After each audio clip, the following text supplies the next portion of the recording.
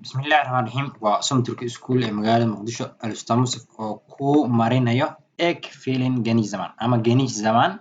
simple present kolku yahay egg filling waxaa la yidhahdaa verb to be ama ahaansho waxa markaas adigu aad noqonayso maanta waxaynu qaadan doonaa kolku uu yahay olumlu waxaan ula jeedaa positive mise ogolaasho marka qaab marka uu yahay hadalka wax iska caadi haddii aad joogto magaalada muqdisho si toos ayaad xarunta inoogu soo booqan karta adigoo keliya fasalada sida tooska xarunta loogu dhigto haddii kana qaab online ahna iyo cashirada kuu soo gaari doonaan ardaydayda garamarada xoogga hala saaro waa luqadda meelaha ugu muhiimsan ayay ka mid tahay turki waxay leedahay 8 shaqal kolka aan ficilka aan ka dhigaa ahaansho tusaale ahaan waa xanuunsanahay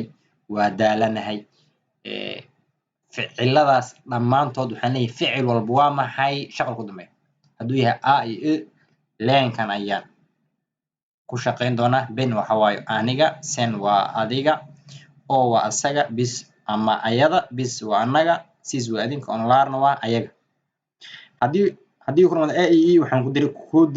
dari doonaa im ama waxaan ku dari doonaa sin oo waxayda meelaho bis waxaan ku dari doonaa is sis waxaan ku dari doonaa sinis onlaar ayaga waxaan ku dari doonaa leer haddii uu ku dhamaado ficilkayga shaqalkiisa oo ugu dambeeyo o mise u waxaan isticmaali doonaa ben ayaan ku dari doonaa sen waxaan ku dari doonaa sen ayaan soo qaadanaa ficilkaan soo qaadanaa waxaan ku daraa sun oo ayaan soo qaadanaa ficilkii shaqalkiisa oo o mise u mid kamid ahay uu ahay bis haddana marka qaabka ay u qaadanayso laba qaab waayo kol ficilkaaga uu ku dhamaado shibane iyo kol uu ku dhamaado shaqal tusaale ahaan hadda halkan waxaa kugu qoran hasta iyo iyi yorgun iyo usgun kuwan iyo suntan waa kuwii hadda aan lahayn waa lagu daray marka qaabka loogu daray raba inaad fahanto hal mar dhagaha iyo amaah hasta soo qaado hasta a mise e mid ka mid ah hadduu ku dhamaado maxaan ku daray im samaho ha im ku dar marka hasta im ya-da intay ka imaatay ayaad isweydiisay ya-da waxay ka imaatay shaqalkayga oo ahay hasta oo ay xanuun iyo imtii oo ahay sharciga oon ku daray laba shaqal hadday is qabtaan turkiga waxaa la keenaa ya la keena waxaa leeyahay hastayim ben anigu hastayim waa xanuunsanahay sen umaaw hadda waxaan ku daray im samaho waxaan leeyahay sen adigu hasta soo qaado waxaan ku daraa sin haddana waa kaasa sen hasta sin adigu waa xanuunsan tahay oo ayaan umaan oo leeyahay asaga mise ayada hasta bes sababtoo ah ma ilaho gadaal gala ma ilaho kuwan waxaa waaye ficilka ayay gadaal ka maraan bis ayaan u imaanaa waxaan leeyahay bis annaga hasta xanuun hee isaan ku daraa waa xanuunsannahay sooma bis hasta is ficilkayga oo ku dhammaaday shaqal ku dhammaaday oo aad ku darto is ya ayaan keenaa ya-da waxay imaanaysaa ben iyo bis inta kale ya ma imaanayso sis waxaan leeyahay adinka hasta sinis waa xanuunsan tihiin waa kaasa onlaar ayaga hasta waxaan ku daraa laar leenkan ma u xadgudbaya leenka aan ku bilaabay ayaan ku socon doonaa tusaale kale asagoo ku dhammaaday e mise i mid ka mid ah waxaan ku dari doonaa waxaan soo qaadanaa ben oo aniga ficilkii ayaan soo qaadanaa waxaan ku daraa im tusaale ahaan iyi waxaa fiican markaan leeyahay waa fiicanahay ben anigu iyi maxaan ku daraa im ya ayaan keenay ya-da waxay ku imaatay i oo ku dhammaaday shaqal iyo imtii oon ku daray inaad fahanteen ayaan u malaynayaa sen waxaan leeyahay iyi sin iyi ayaan soo qaadanaa waa kaasa sin ayaan ku daraa waad fiican tahay oo asaga iyi waa kaasa oo ayada wax ma ay gasho bis ayaan u imaanaa waxaan leeyahay iyi halkaas macalin waxaa ka maqan ya ka maqan halkaas ya soo gasho ma khaldan waa ilaahay halkaas ya soo gasho iyis waa meeshaas ya ayaa halkaas imaanayso ya waxa ay ku imaanaysaa shaqalkaadi oo ku dhammaaday i iyo is ood ku dartay waa inaad ogtahay hay hadda ana weynu ka boodnay laakiinse inaad ku dadaasato ayaan rajaynaa sis adinka haye iyi sinis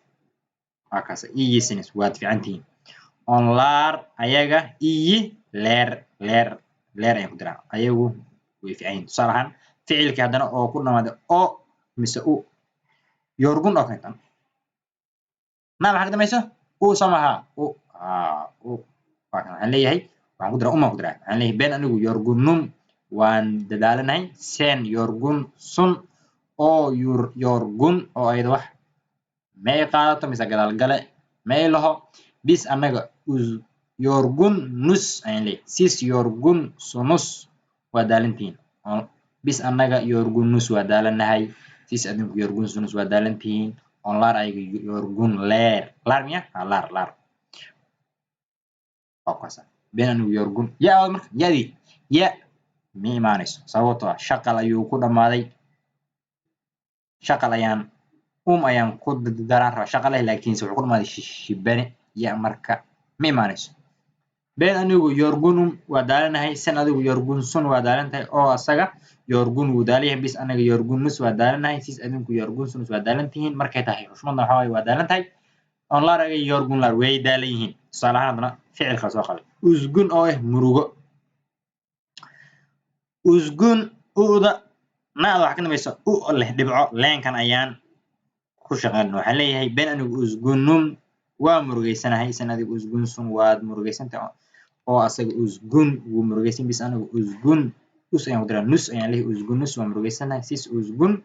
sunus waad murugeysantahay onlaar ayaga usgun leer way murugeysan waa ku kaasa marka macallin waxaan rajeynaya inaad oolo muruga fahamtay ficil walba soo cunay ani ficil walbo tusaale ahaan tog soo qaado tog wuxuu ahay daragsan samaha waxaan leeyahay tog waxaan ku dara waxaan togkun togsun tog us tog sunus tog leer inkastoo kaafka uu iyo mushaaga isku bedelayo dib ayaynu ka qaadan doonaa kuwaas ficil walbo ayaad macallin soo qaadan doontaa waxaan filayaa inaad fahantay bilowgiisa hore eeg feelinka korkuu yahay verb to be geniis zamanka waa santurka iskuul ee magaalada muqdisho haddii aad macallin fahantay waa fahmi soo dheh exercisyo isku soo day jabtarkan qeybtiisa dambe exercisyada ku qoran kuwaas isku soo day